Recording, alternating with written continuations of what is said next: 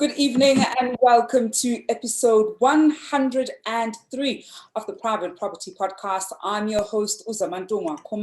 It's a Tuesday edition of the Private Property Podcast, and of course, we're talking all things property. And one of the things that we're looking at this evening is, of course, some of the innovations that have come up because of the COVID-19 crisis that we find ourselves, and there's certainly quite a number of them. We're going to be exploring how changes in the property industry have inspired innovation in the self-storage industry. And later on, we'll actually look at how that has, come to be. I definitely want to look at some of the innovations that we're seeing come up, and perhaps some of the spaces where there are opportunities for some of those, innovations. And of course, look at how, the self-storage, we'll say, space in the property sector has also given quite a bit of, I think there's certain opportunities that we're seeing there in that space. Of course, you can connect with us on our social media platforms. You always get the conversation started on social media, but also, of course, on the show. If you're watching us for the first time, welcome to the Private Property Podcast. We do hope that you will continue watching us. You've already missed out on 102 episodes. You can, of course, go back on our social media platforms to catch up on some of the great content we have on offer. Well, to get us started on this evening's conversation, I'm joined by somebody who's no stranger to us, and that is Motha, who is the co-founder and CEO of Depofy Financial Technology. Victor, good evening. Thank you so much for joining us. Good evening, Zama. Thanks for having us again. We really, I think, enjoy being grilled on this show. I don't think it's so much about being grilled, but it's certainly about having, interesting property conversations. And I think one of the very interesting things I like particularly about you and Depofy is, and this is something that we've been speaking about, I think not just within property, but certainly in other industries. I've seen a lot of people on social media, saying this. Some of them are like, you need to be able to pivot if you're a business, but if you're not even pivoting, you need to be able to identify other opportunities, because it may be that, your offering was X and perhaps it was only X. And now, given the crisis, you're able to see other opportunities that, you as a business are able to take advantage of and fill in that particular gap. And that's exactly what, I know that you and the Depofy team have essentially done. But before we even, get maybe started with today's conversation, because I know the last time that we had you, we were talking about, renting deposit free, which was something that some people weren't particularly aware of or weren't particularly familiar with. And of course, now we know that Depofy is also going to be launching something very interesting. Maybe tell us a little bit about your, background in the property space, just, briefly, so that our viewers can just get acquainted with the nature of how you got to be where we are. Because we tend to get a lot of questions from viewers at home about, the story or the journey of some of the guests that we have on. Okay. Look, Zama, thanks for that actually interesting compliment. Look, I am surrounded by a lot of talented people who pride themselves in actually innovating and finding opportunity where sometimes I don't even see it. So with regards to sort of our journey as Depofy, look, we started off with a simple mission of how to make homes accessible to more people. At first we thought the solution was co-sharing, and eventually we, sort of went to market with the first service offering being deposit-free rentals. We started this sort of pre-COVID-19, and we're actually sort of happy to see that we're getting a lot more, competitors now in the space, more people actually making it a norm to rent deposit-free, which to us is a great testament on the journey we've started. And now we are well on our way to, expanding on helping people live better, find affordable homes, which is sort of the discussion we're here to have today in terms of, Depofy and what's the journey going to be and what does it look like to help people find affordable homes. Yeah. So Zama, in terms of where we are now and where I am personally in my property journey, I think I'm mostly in a journey of learning. A lot of what we've discovered is a lot of learnings. And when we started this journey, we were mostly technology people. We had a lot of background in programming and in building systems and building software. But we started in a space where, there's a lot of legislation, there's a lot of rules, and there's a lot of norms. And I think being people who challenge norms, we find ourselves always going against the grain, so to speak. And I think I'm happy to say we're still going strong and pushing. And a lot of what we're doing now is testament to sort of, a few people who continuously sort of believe in us and help us here and there in terms of partnering with Depofy, in terms of trying to understand what are these guys trying to do, in terms of, giving us a chance to actually prove to them that people want to live better. And we'll talk a little bit, later on in our conversation, Victor, about some of the direction that Depofy is now essentially going in, particularly when it comes to self-storage.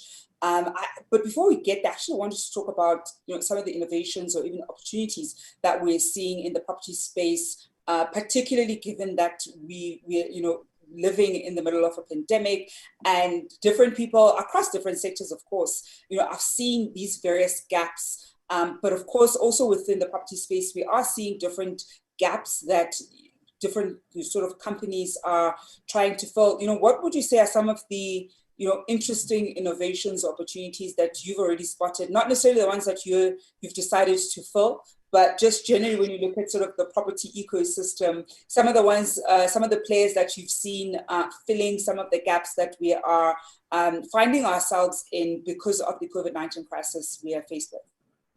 I think for me, maybe personally, what I've seen and also experienced was sort of the speed with which a lot of industries, especially in the sort of food space, where primarily a lot of companies didn't do grocery deliveries and that type of stuff. I think the speed in which the adoption came for me was a very good indicator of the sort of country we're living in and the sort of people we live around.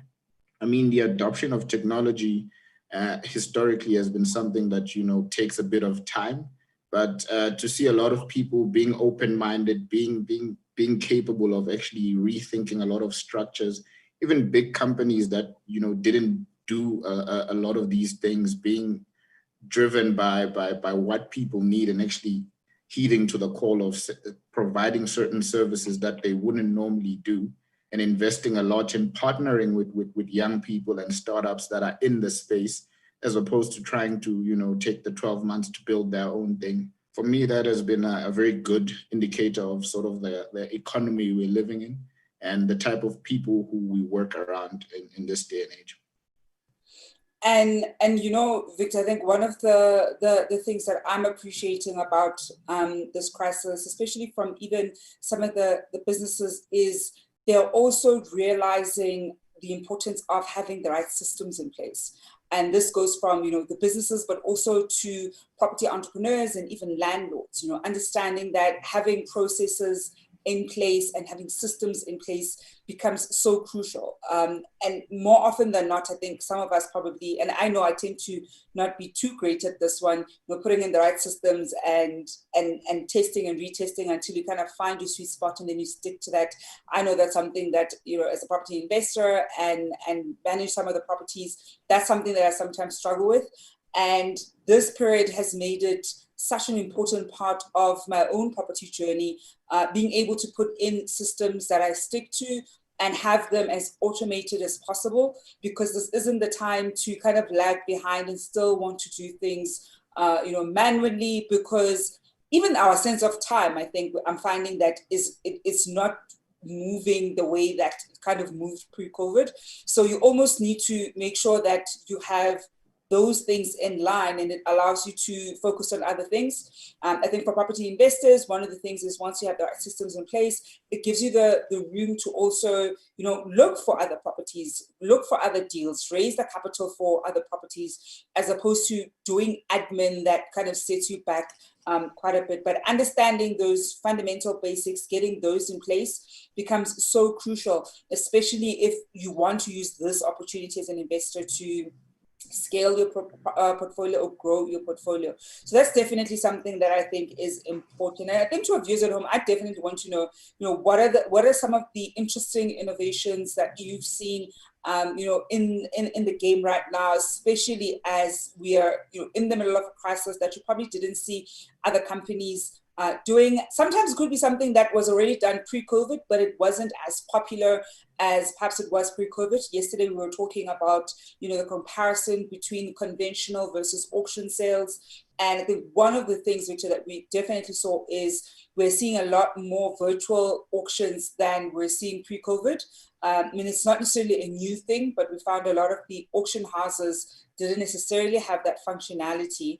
And now increasingly more and more of them are having it. So we are seeing that sort of move to digitizing as much as possible, even in the day-to-day things that we're doing. I think another really great one, and we've had a guest on this one before Brian came through, was around when you look at the property inspections. So you're seeing that there are also ways that you can kind of do digital property inspections. And of course, this was during that period of kind of relatively a hard lockdown where people couldn't go see a place physically. So you were able to do inspections, but that's of course something that you're also able to do outside of, level 4, level 3 restrictions. And so I think that's actually a very interesting way of, operating or digital innovations within the property space that I've appreciated.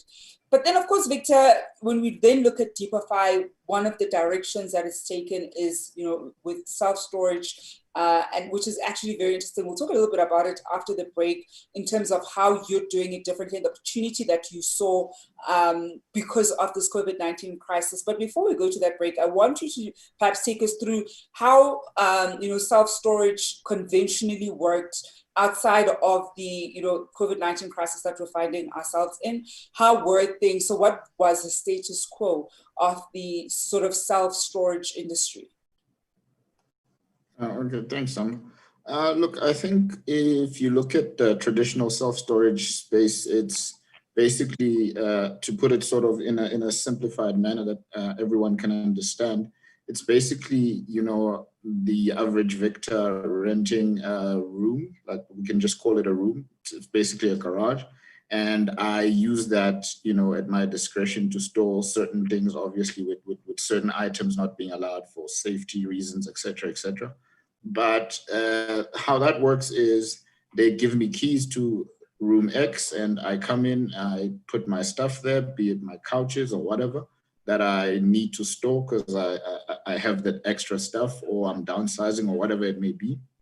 And I'm allowed to come collect that stuff within, operating hours or certain periods, et cetera, et cetera. And that's sort of the traditional dimension. And this service was primarily or is still primarily for, people who either are moving and want to maybe rent out their house, or people who might be downsizing their office space, or even, I know people who have a storage unit for things that they don't use on a regular basis. So I might keep my tools and other things, but most of the time, I know I'm only going to use this once a year. So I don't really have the space in my apartment where I live. And that's sort of the traditional self-storage model. And I think that's why it's sort of called self-storage, in the sense that I manage the unit. I have to make sure of its cleanliness and et cetera, et cetera.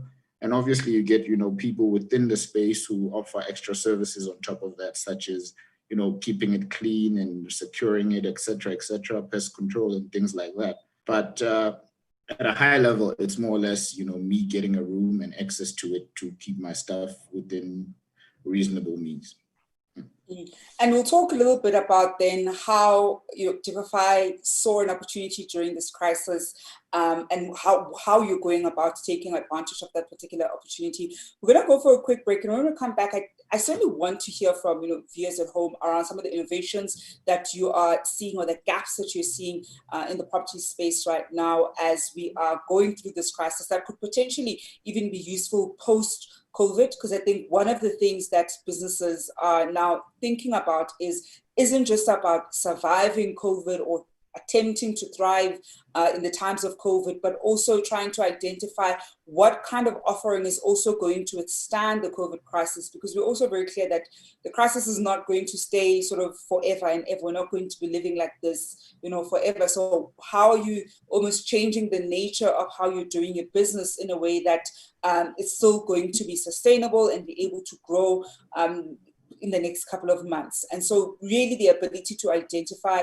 the thing that people are going to need, the thing that's going to make people's lives easier is such an important skill right now for people across the board.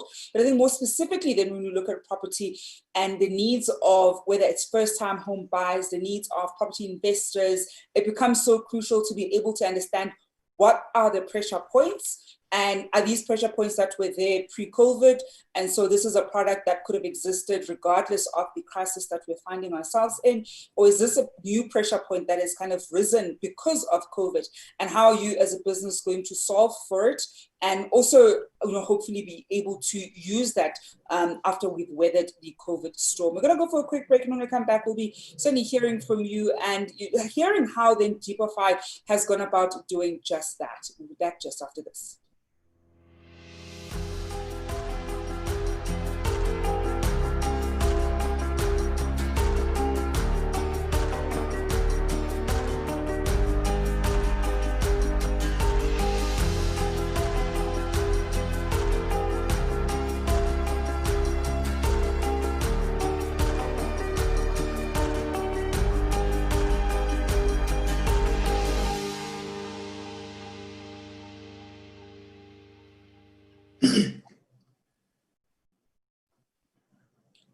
Welcome back to episode 103 of the Private Property Podcast. I'm your host, Zama. This evening, we're talking about how changes in the property industry have inspired innovation in the self-storage industry. And this evening, I'm joined by Motha, who's the Depofy financial technology co-founder and CEO. Remember, if you want to be part of our conversation, you can contact us right here below on our social media platforms. I certainly want to hear from you about some of the innovations that you've seen, something that you may have even seen happen abroad. I think, one of the things that we take for granted is there are definitely different innovations that we're seeing in other markets that you perhaps may want to see here in South Africa. Just definitely do share that with us. And of course, one of the things that is a very useful tool that a lot of viewers at home you can definitely use as you gear yourself up on your property journey, whether you're about to buy your first home or you're growing, expanding your property portfolio, is of course getting yourself a copy of the property guide. And all you have to do to get yourself a copy of that is to go to www.thepropertyguide.co.za, and it is a very comprehensive book on all things relating to property, whether you want to know more about the offer to purchase, whether you want to know more about, if you're an owner builder, if you're a tenant, or if you're an investor. It has very useful tools and tricks that you're able to use on your property journey. It's currently retailing for 150 rands for a very limited time. So make sure that you go to www.thepropertyguide.co.za and get your hands on it. And once you've gotten your hands on it, do share with us on our social media platforms what are some of the things that you're finding very useful on that particular book. We definitely want to hear from you. And if, of course, there's a certain topic that was covered in that book that you want us to talk about on the podcast, then do let us know. We'll definitely bring an expert in and unpack it for you. But of course, the expert that we have this evening is none other than Victor. The last time we had Victor, we were talking about deposit-free rentals and the opportunity that that presented to a lot of people who often needed accommodation, but sometimes couldn't raise that first deposit. And we do see this quite a lot. I think a lot of, whether it is the university market, sometimes young professionals, sometimes simply just don't have that deposit money, but are able to pay rental every single month. And that was, of course, something that we're talking about now that Depofy has identified this opportunity. Perhaps, Victor, tell us how Depofy then decided to go into this direction, because when we're talking about some of the opportunities that we're seeing because of COVID, the very big word across different industries is pivot, pivot, pivot. And everybody is just, shouting that word from the top of their lungs. But sometimes maybe it's not so much about pivoting, but identifying other things within your same sort of sector or value chain that you're able to tap into. Yeah, thanks, Wisdom. So I think you've hit it on the nail. A lot of it is not just pivoting, also, finding other value adds for your existing clients, as well as, to attract new customers. So with us, how we ended up sort of going into the self-storage space is when the pandemic started, we did a lot of, trying to help with extra services that we could offer that weren't exactly at cost. But for example, we were trying to help any of our existing clients who had already existing tenants who were struggling, with helping them with downscaling solutions where we'd identify cheaper properties within our partners' networks and move them to that space. And what we would do is we'd cover the moving and make that sort of transition free and help as our sort of hand within the pandemic space. And what we found a lot of people were struggling with was, what do I do with all this extra stuff? Because some people were moving temporarily. Some people were considering, downsizing from 2 bedrooms to 1 by bringing in a roommate, but I still have my stuff. And some people don't want to sell that stuff as they feel, at a later point, I might need that stuff. But unfortunately, the sort of self-storage model that existed at the time was, like I mentioned before the break, a model that requires you to sort of rent a whole room. And for us, what we decided to do was, break it down to the items themselves. So we came up with a product we'll be launching in about 9 days or so, called Prune. And in the fashion of the name, Prune is basically an extension of Depofy. It helps our partners who are in the student accommodation market, partners who are in the commercial space market, who are renting out to offices. What we do is we offer a full service storage as a service solution. And what that basically means is we don't offer you, a room that has a fixed rate, irrespective of whether you're storing just a couch or just a fridge. What we do is we store and charge you for your volumetric storage. So what we look at is the size of your couch, the size of your TV, and you pay for just the thing you're storing. And how that works is it's a full service. We collect the item, we catalog the items, and we store that at our warehouse. And how that works is you have access to our online catalog where you can start requesting your items if you need them delivered back to you. So you don't even have to, request the full load that you got delivered. You might just need the one thing, and then we will deliver that obviously at a fee. But currently we've been operating in beta, and we will be going public live, starting with Midrand, because that's where our current warehouse is situated. And the reason we're doing this is a lot of our student accommodation partners, have this issue where they can't offer, 12-month leases. They offer 10 or 11-month leases. And what we did is we offered them a partnership where now they can basically extend our service offerings to people who rent their accommodation, and basically all returning sort of students and people like that can then benefit from the services of Prune by getting their stuff collected, stored safely and cataloged, and then when they return the following year as returning tenants, then that stuff will be delivered back to whether it be the residents or the flats.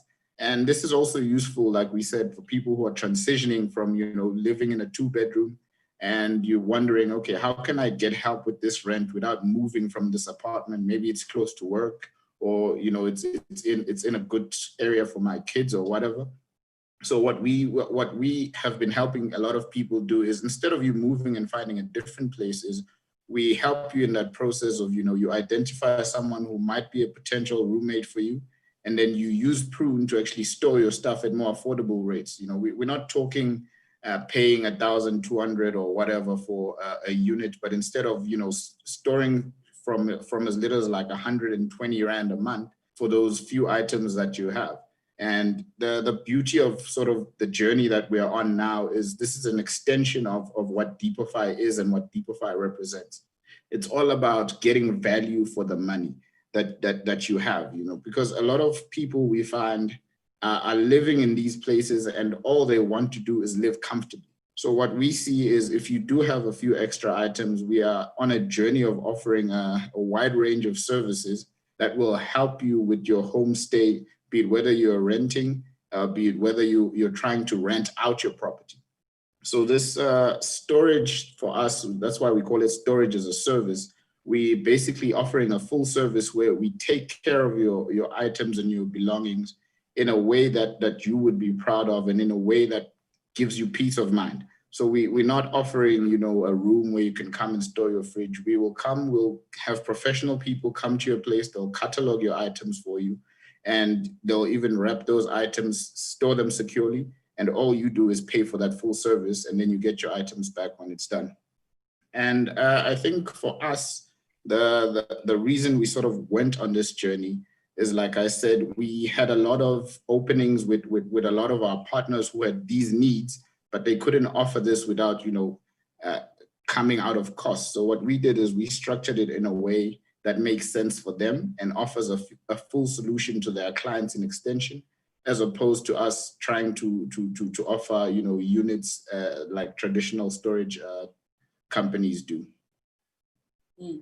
And actually, as we were talking, one of the things that I really, you know, love about the model, so instead of, you know, doing the way that we are typically used to, is that and I can already think of property investors who, some of them, perhaps you're offloading some of your properties, let's say it was, for example, student accommodation, and there's furniture, of course, in some of those student accommodation units. It may be that it's really good furniture that you don't necessarily want to sell with the property, and you don't currently have a, you know, a place to be able to put that particular, you know, the furniture. Sometimes the people who might be buying the place, even if you say, you know, the place is on sale with the furniture, might not want anything to do with the furniture. So the decision about what do you do with that furniture in the meantime does kind of come up.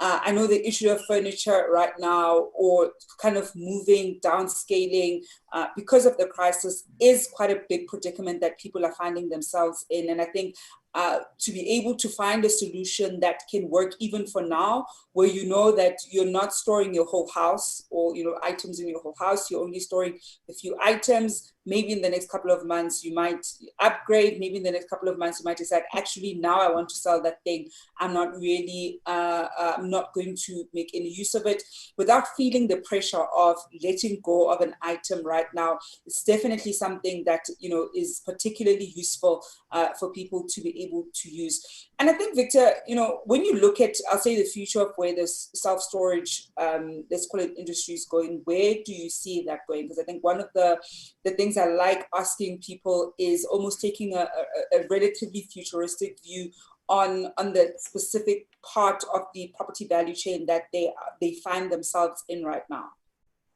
Yeah, so for us, we actually have quite a few big plans for what Prune as a service offering is, and what we want to do with, you know, helping people store what they value. So for us, it's not a matter of just the storage itself, but we want to be part of the whole journey of the item. So from whether it being, you know, helping you store it momentarily until you find a buyer, to, you know, a point in time where we can get to a point where we can even, you know, help you identify people that might be in need of those things. So we have a few people who have, you know, stored stuff and are looking at discarding of that stuff because they don't need it. But instead of, you know, giving stuff away or leaving it in some place, we actually, you know, help you identify a place or a home for your stuff, especially with a lot of charitable organizations that do need, you know, sometimes furniture or appliances or whatever it may be. So there's quite a forward thinking or sort of journey that's going to be involved with this. I don't want to reveal too much, because in the coming months we'll be exposing more as we sort of, you know, let the public in on what Prune is and how it will actually add on to their lives. But just to sort of paint a broader picture, it's not just about storing your stuff, but it's a journey of your items, and sort of giving you the time and peace of mind of letting go without, you know, the pressure of, well, I need to get rid of this immediately, because, you know, it's eating in my pockets or whatever the case may be. And that's such an important one, you know, there, Victor. As we wrap up our conversation, any tips that you'd like to share, particularly with our property investors, when it comes to using various new innovations and for them as they slowly integrate some of these new innovations, whether it's using, you know, going on online auctions, or using online reports in order to make some of their decisions, and even using, of course, the new service that is Depofy you're about to be launching. Any tips for them when it comes to integrating those new innovations that they probably weren't used to using before in their property journey and in their property businesses? For me, I think a big tip to a lot of whether be it investors or people who are in the property market, if you are looking to digitize or leverage use of certain things, I think the tip I have is don't be afraid to partner with people. Like a lot of you can reach out to a lot of companies, including us as Depofy. Like we are always open to helping people within our ecosystem, because even with people who need systems advice or systems consultancy or whatever, because we find a lot of value in working around the space with a lot of companies that are in the same space doing the same things, who give us insight and also help us grow as well. So don't be afraid to partner up and talk to a lot of individuals, find out where the synergies lie between you and what primarily could have been considered your competitors. Oh, excuse me there. Actually, like when you're mentioning ecosystem, I think that's actually something that I really, really like there, Victor. Understanding that you really do operate in an ecosystem and doing as much as possible to tap into that ecosystem and understanding essentially what it is. Victor, we're going to leave it there this evening. Thank you so much for joining us. No problem. Thanks, Zama. And that is Victor Motha, who is the co-founder and CEO of Depofy Financial Technology. If you want to get in touch with them, their contact details are here below. Perhaps you might want to use some of their services going forward. Well, folks, that's it from me, Zama Khumalo, here on the Private Property Podcast. We're back again, of course, tomorrow evening, where it is a Wednesday. We'll be speaking to ABSA. Miguel Martins is going to be joining us again. And he won't be coming alone. He'll be coming with of course, Michelle Dickens, who is the MD of TPN. You definitely do not want to miss tomorrow's episode. I think one of the really big things, if you're certainly a property investor, this is one of those data-driven conversations that we're going to be having tomorrow with Miguel as well as Michelle. So do make sure that you set your alarms for tomorrow evening's conversation. Of course, do continue our conversation on our social media platforms. If there are any innovations that you've seen in the property space, do share them down below for the community to get a sense of what is available on offer. Well, that's it from us here on the Private Property Podcast. We're back again with you tomorrow evening. And as usual, hoping you're staying home and staying safe. Welcome to the first edition of the Private Property Podcast. As usual, we'll be bringing you experts to help us navigate this COVID-19 crisis, whether you're a landlord or a tenant, or somebody perhaps even looking to get into the property market and don't understand how this crisis is actually going to affect your property journey. Yes, we certainly do find ourselves in very, very interesting and very unique times.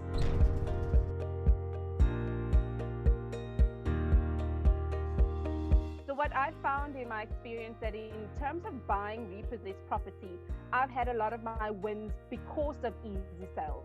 So you want to have good credit on your credit profile. You definitely don't want to have no credit profile on your credit profile. This is what we determine as a thin credit file. Accrued value during the course of the marriage will have to share with the other spouse, depending on what their contract says, the assets they gain during the course of the marriage. So that's basically what it means. We are profiling young people in property. You all know how excited I am to talk about property, but I even get more excited when I talk to my peers. Millennials and young professionals are money conscious. We understand that money doesn't grow on trees, and so we're trying to find ways to accommodate ourselves. Who are the parties in the buying and selling process, right? So you have the buyer, you have the seller, you have the bank, and you have an estate agent. Good evening and welcome to episode 66 of the Private Property Podcast. Probably top of the list when you're sourcing a new tenant is that word of a credit check. Very, very, very important. That's your starting point. You want to create a savings buffer for you to be able to look at investments that are longer term. You know, those contracts, those offer to purchase have been drafted by legion of lawyers, and I can make fun of lawyers because my wife is a lawyer, okay? So welcome to episode 80 of the Private Property Podcast. Out of everything we've discussed tonight, I think your managing agent is critical because they're the custodian of the relationship. They're the ones that are managing the affair. We are there to analyze a market and to look at the behavior of buyers and sellers in the market. Be able to market yourself, because in essence, real estate and as an agent, it is you that we first buy before we buy the company that you're with.